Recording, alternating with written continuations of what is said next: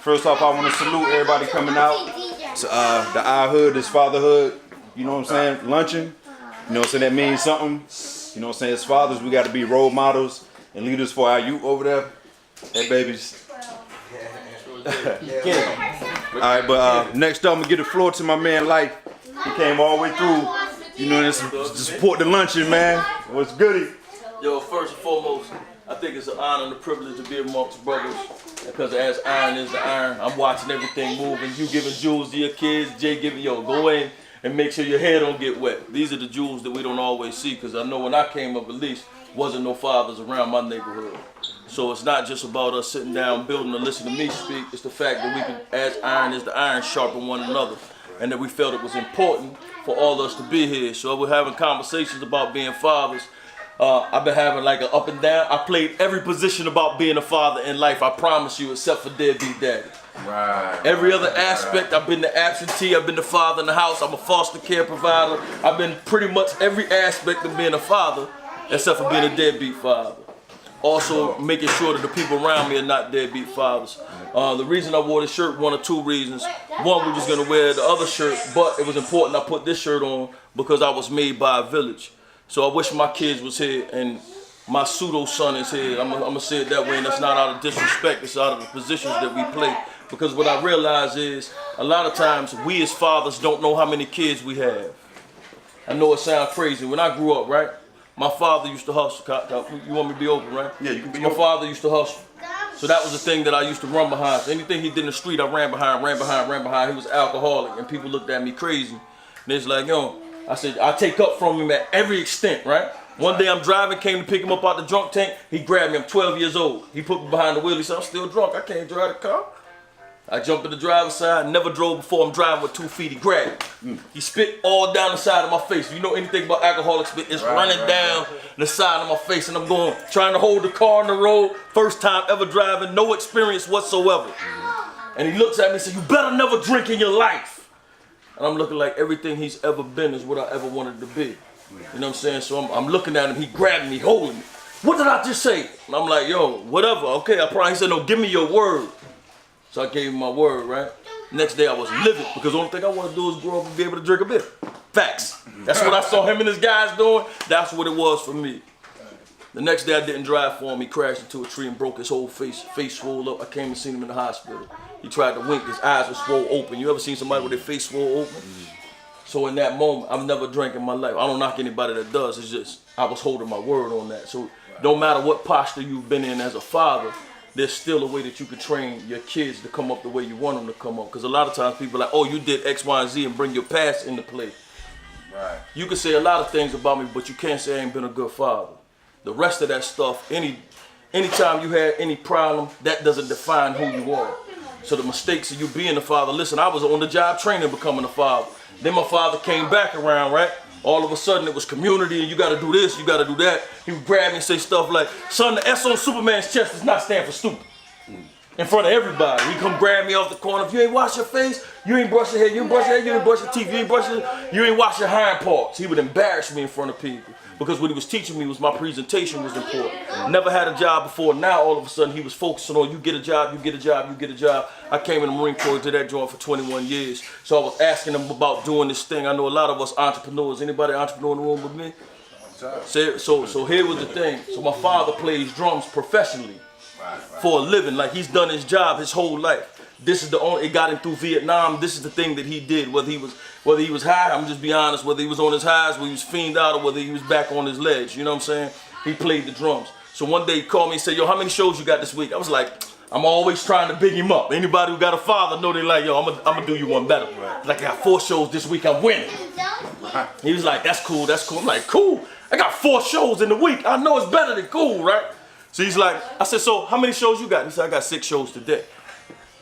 And I was like, I don't know him for real. So I'm like, yo, run it. So he runs it from Maryland, Baltimore, down to Alexandria, and it lined up at 2 o'clock in the morning. He's playing in the storefront on U Street in DC. So the question I asked him, this for any entrepreneur, the question I asked him, I said, how do you find time to fit drums into the day? First time he really screamed at me for real. He said, fit drums into my day. When I wake up in the morning, I play the drums. If I gotta go get something to eat, I go get something to eat, I come back, I play the drums. If I gotta go get something for somebody, I go get it, come back, play the drums. Somebody visit, I listen, talk to them, I go back, I play the drums. I gotta pay a bill, I go pay the bill, I come back, I play the drums. I don't never have a problem fitting the drums into my day. What I got a problem with is fitting my day into playing drums. I'm a drummer, this is what I do. It's the last time in my life I ever practiced on doing this thing that we call a gift. If I ain't got nobody around me, I'm working and exercising a gift. I'm talking to myself, I'm getting to it. Why? That provides me time to make sure I'm there for my kids. So I don't always have to carve out a time for my gift. My gift is consistent. So when I have some time for my kids, I carve that out and say, no, you know what? I need to be with my kids at this moment. You have to find a balance in this thing. And I know some of us have made mistakes. I ain't the only one. I was just telling them about my daughter not inviting me to graduation. 3 weeks before that, now this is fresh. This is right now in the moment. So when he asked me to do a poem, I got a poem, but I always make sure that I speak the truth and I let her hear how these things make me feel for real. But the thing was this, 3 weeks before that, she wasn't gonna graduate high school. She called me from South Carolina. She just moved back home, so it ain't like I've been gone. You just moved back, been with me for the last 5 years. You wanted to graduate in the city we came from. She calls me 3 weeks before graduation, she said, Daddy, I'm a little nervous about graduation. I said, what you nervous about? All thing you gotta do is show up, this the end. She said, nah, I'm just a little nervous. I said, if you're nervous, that means you ain't did something. So what is it that you feeling? Like, anybody know their kids? My daughter, she hit me with the one word. She texted me, she's like, Daddy. I was like, what's wrong? I already know. Right then, it was nothing, no good morning, nothing. What's up? So she says, I'm behind in math. I said, what you behind on? She said, yeah, I missed like 8 assignments. Now, before, I was monitoring everything. And then he told me, let them be parents on that end. I know some of y'all got kids' mothers outside of the crib. That sometimes they make your relationship, make the kids the collateral damage to your relationship. What I had to realize was my daughter's mother will forever have a respect level in my life, but my first responsibility is not to her no more when we separate, it's to my child. Sometimes I will make my daughter collateral damage, this is just me being the truth, because I was trying to be her mother's friend instead of my child's father. So in error, I had to flip the script with that and say, no, I'm my child's father first. And now that we've separated, you're my friend, I will always respect you, but her love comes first. Sometimes we didn't get that conversion. So I go down there, I speak in my school, I do everything from the school I came from. Did all the work of the day. I said, no, I'm gonna teach you how to do this. And you're gonna do every single solitary assignment. Off face. Boom, we did it all night. Tomorrow we went to the library closed. After the library closed, we went to the chicken shack. Sat in the chicken shack, did the homework. After that, I was like, no. She said, I got one more to do. I'll just do it later. No. We're going to go to McDonald's. We finished it in McDonald's. Because I'm not in that city, but I'm not making no excuses. And I'm not doing it for you because sin labore nihil is a Latin term, means without work, nothing. So I make sure my kids see me working. So at the end of the day, when I require you to work, it ain't just me talking. You see me sweating for this gift. You see me taking the long trips. You see me sleeping in the back of the van. So that was 3 weeks before graduation. Graduation day, because I got a new wife and it's not her mother, she's like, I gave your wife's ticket away. What you mean you gave the ticket away? The day before graduation. So I'm like, listen, you're going to have to respect me and you're going to have to respect my wife the same way that you respect your mother's husband. Absolutely. She said, you know what? I don't even want you to come. Gave my ticket away. In that moment, she said, don't even show up. This is me being honest and transparent, because I think as men, sometimes we need to be vulnerable. Now, did it crush me? Indeed. And she said, don't come. I gave your ticket away. The whole city said you can't get no tickets. Boom. I called the school. I started driving already. I'm like, I said I was going to be there in the word, hip hop heads in the room. I'm going to be there for the first day of school and graduation. Sorry, Miss Jackson. Right. I was there for every first day of school. This is the coup de grace. It's the end state, right?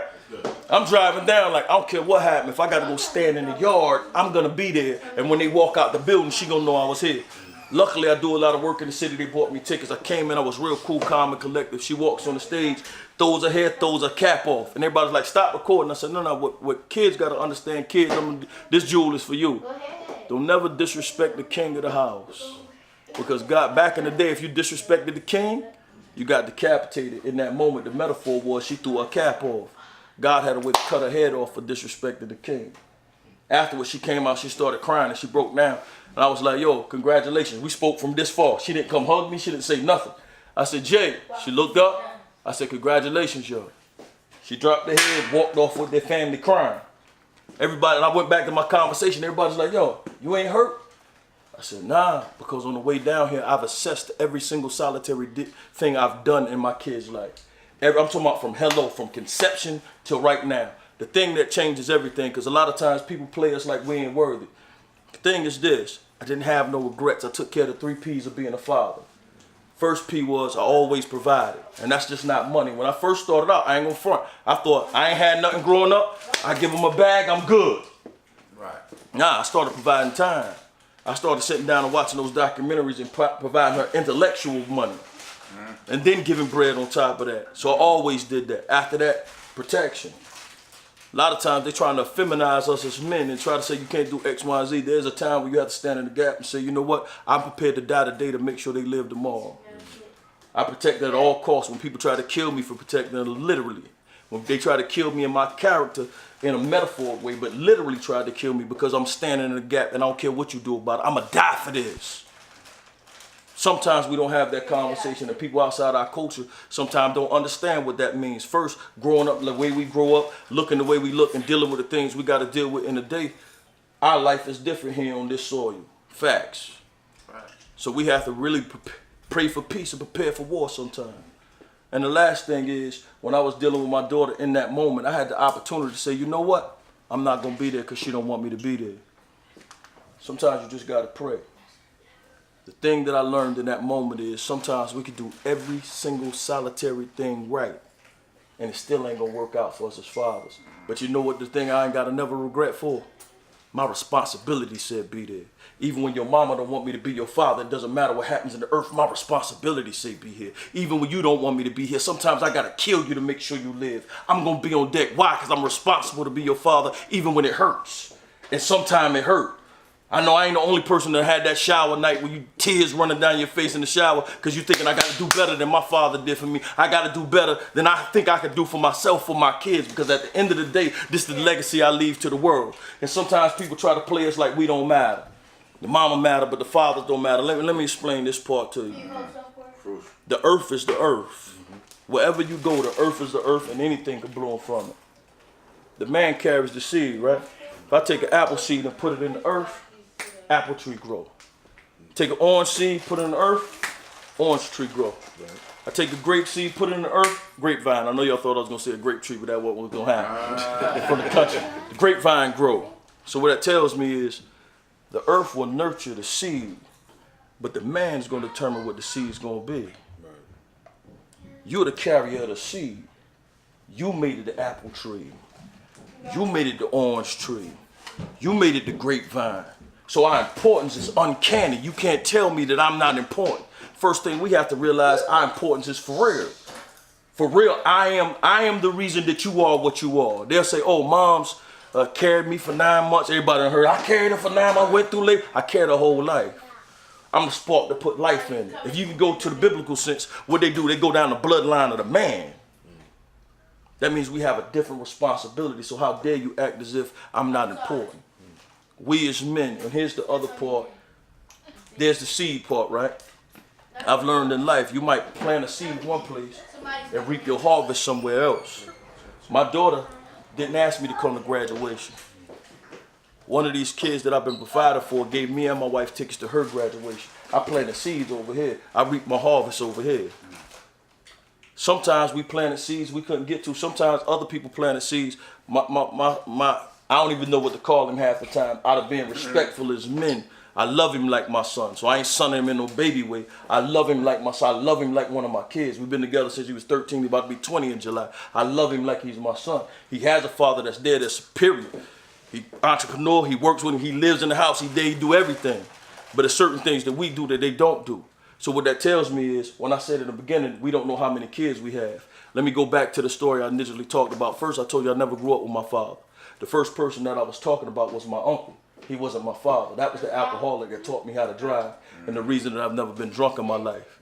The second person that taught me about community and values and instilled really affectionately my mother and my father, because I didn't have either. I got kicked out of the house in the 7th grade, and my teacher in high school became the father because I looked at him like a father. The only person in that story was the last person that actually gave me life, was my real father. That was the only jewel he's ever given me in my life.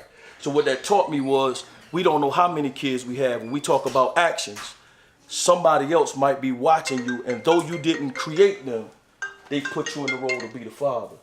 So that's why we have to watch the way that we move around kids, because we're inspiring them to become. Because if they don't have a father, they're going to put you in place the same way I put my uncle in place. I did all the dirties in the street because I wanted to impress my uncle, who was my father figure. I did 21 years in the Marine Corps to impress my school teacher, because I knew what he did for me. I didn't have nobody for real. I mean, I'm talking about for real. He paid for prom. He paid for the candy money I stole. You know, they give the world finest chocolate joints. He still talk about me owing him candy money. I mean, it was things like this. I didn't have nobody for real. That guy is still my father. He still checks my finances to make sure I'm doing things correct. So what I'm saying is, our responsibility as fathers transcends the boundaries of the kids that we created. So I like when I come around other men that I could build with. I like when he's like, yo, I got 2 of them double mint twins, and he got that little smile on his face. I don't even know if he noticed it. Like, some people grimace about their kids. He was like, nah, them 2 mine. I got them all over the place. And it made him feel good. Once again, it made me feel good because I could live through that experience. So it's important for us to sit down like this and build. And I salute you for it, because we could have been doing anything. We always get together for nonsense. But it's different when we could get together and be vulnerable and don't know each other, but just bleed out as men in front of men and bleed out in front of our kids and let them know we have vulnerable moments. But I pray that when y'all see my child, if y'all know me, we stand in this circle, this village-made thing, I still believe in that village aspect. You see my child out of pocket, correct him. Pull him to the side, tell me the conversation later. But right then, you ain't got to call my phone, hey, you know your daddy wouldn't like you doing that, right? So I'm going to need you to go that way. I don't care what everybody else doing. I'm going to need you to go that way. Hey, your daddy know you got that on. Right. I'm going to call him in a minute, but you probably want to change that up before I call him. Right. Oh, you see X, Y? Oh, okay. You over there? True. Oh, you life, baby, right? Oh, all right. It's going to take a village. It took a village then, it still take a village. So that was really my spill, man. This father thing is serious. And we got to hold that responsibility and hold that line, because everything in the world, when they talk about black men being fathers, I'm going to just be honest, they throw us under the bus like we ain't there. Meanwhile, I'm looking around, look, ain't nobody get patted down, ain't nobody asked what set you claiming, ain't nobody came in and stunned on nobody, saluted everybody on their joint like, yo, that's fresh right there. Men. No issues, no comments, no complaints. So this is the room that they don't show people. And fathers, this is the room that they don't show people. So it's our job to keep being men and being loyal and unified front to combat all that negativity that's already out there for us. So it is really my utmost respect to be here. Like, I'm gonna be honest, when I came in, it's easy to be a man around a bunch of little boys. It's easy to go in a place where when you walk in the room, you already know I'm the alpha male in the situation. When I walk in, my structure say something different. The way I stand up say something different. Totally different to have to be a gorilla around the gorillas, though. It's totally different to have to stand in a room full of men and say I'm still a man in the room amongst men. So that don't take nothing away from nobody and don't take nothing away from me. So when y'all started walking in the room, I was like, okay, this is where you're gonna see if you sharp or not. Because there's a balance of respect that you have to have in this room that you ain't really got to have everywhere else. When we walk around, people kind of move out our way anyway. When we walked around here, ain't nobody moved for where we moved out of courtesy, not out of fear. Just like, yo, my man get over there like this. I look at Ali. Yo, look, I'm watching everything. I look at my guy. Look, I always try to impress him. He don't know this. Look, I go harder because I always know he watching. I didn't know what I was gonna do today. I went harder because I know he was gonna be watching me. He don't know. People think I keep him sharp. The fact of the matter is, my kids keep me sharp. When my daughter crushed me, he there. When the daughter I created crushed me, he there. When I say, hey, you might need to do this right here, he think about it, analyze it, we build on it, and he moves. So when he saw you doing that, I'm thinking to myself, gotta impress my G. Gotta impress my little man, right? And then he's like, yo, I was looking at it like, yo, we do push-ups over here. So I looked at him and I said, when y'all walked out, then Jay got on it. Some look, man amongst men, this for real. You don't never want nobody to big up you in front of your kids, right? So I'm looking like this. I said, yo, I told my man, I said, yo, I'm intellectual. I'm a thinker, that ain't my part right there. I found a loophole. What I'm saying is, yo, you can't really look at the next man. You look at him and salute him, and then you go back to what makes you strong, what makes you unique, and makes you you. But I am gonna get on that ball when ain't nobody around just to test my joint. But that's good, because men make other men rise to the level of the occasion. So I'm gonna use that as the weight, right? This is the metaphor in that. I see you lifting that type of weight. I see you pulling it up. My mind say, I need to get under that weight. I want to do it because I saw y'all do it. Same thing with fatherhood. To me, that's heavy weight. I know brothers in the hood don't go see their kids because the weight's too heavy for them. When I see you walk in with your kids, it's going to make him look like this. He lifting that weight. At least I could try. Maybe I'll take one or two off. Maybe I can't take all of my kids. Maybe I come get one and I can't take all them plates, but I got enough to lift one. I can lift that weight. I saw y'all doing, I know I got to get under it. So what I'm saying is, even though everybody ain't here, when they see us being fathers, they kind of check themselves. They might not say it out loud. They're like, yo, dang, his baby got her hair done. My baby around here ain't doing nothing. Like, I don't even want my kid. Yo, Jay told his son, he said, no. That ain't what men say. Other dudes be scared to say something because they're like, yo, I don't want to say that and his moms get mad. Then that makes you check yourself. You see what I'm saying? That way the fatherhood is heavy. But when we let other people see us do it, it might challenge them to say, you know what? I'm at least try. Right. I'm a Jay and to make it look good. I'm at least try. I'm at least see if I can get up underneath it. You know what I'm saying? So I appreciate that, man. So and that being said, same way y'all walk in with your kids, the same way that y'all loved on them. I've been watching everything. Like, I've seen you about 2 or 3 times. When you came in with your kids, I promised the respect level change. It was already man respect. I said, yo, he walked his 2 daughters in, and then look, I'm watching, right? Then he was like, Manny, not him. Manny introduced and said, yo, that's your Uncle Huggy right there. That's your uncle right there. Look, when I talk about my nephew in jail, that's because he's my homeboy's son. But he be like, Uncle Life. Yo, Uncle, I need. So when I seen it, I said, man, that village thing right there. So now, when he said, that's Uncle Hug, he could have walked out the room, his kids ain't gonna act up. Why? Because they gonna have reverence of him as his uncle. That joint is important. So I've been learning in the room. Those small little things that we do and we take for nothing, if they walk by, I was like, oh, no, that's Uncle Manny. Let me make sure I straighten up. It's important, man. This right here was important, yo. When I got up this morning, look, last night we went to sleep about what? 3 in the morning. It's like, yo, we trying to do the time. Like, yo, we can sleep for this. We got to drop these shirts off. But it was never a call and say, yo, tell Jay we ain't going to make it. Because I knew it was something that we needed to do as a collective. And I had the utmost respect that he even asked me, because I know around Jay is solid men. Like solid men. So this wasn't going to be a weak situation. So when you walk in the room, make sure you know that when you're talking, because somebody going to see through it. So I didn't have no cookie cutter speech. I was going to write a dope poem and all that. I want to just tell y'all the truth, man. It ain't always going to be easy.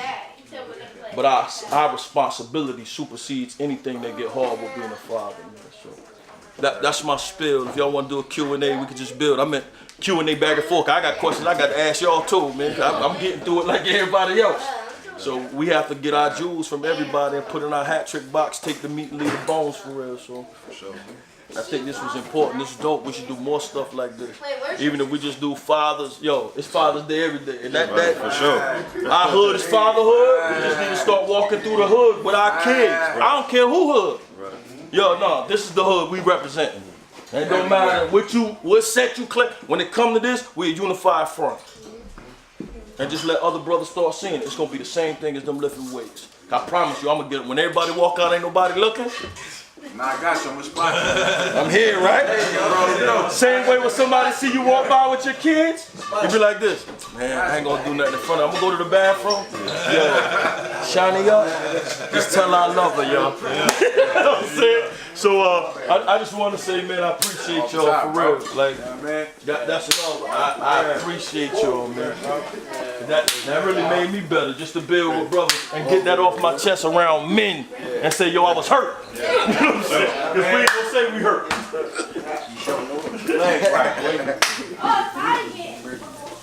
So it, Besties. Oh yeah. Right, brother. Appreciate you, brother. Love. you know,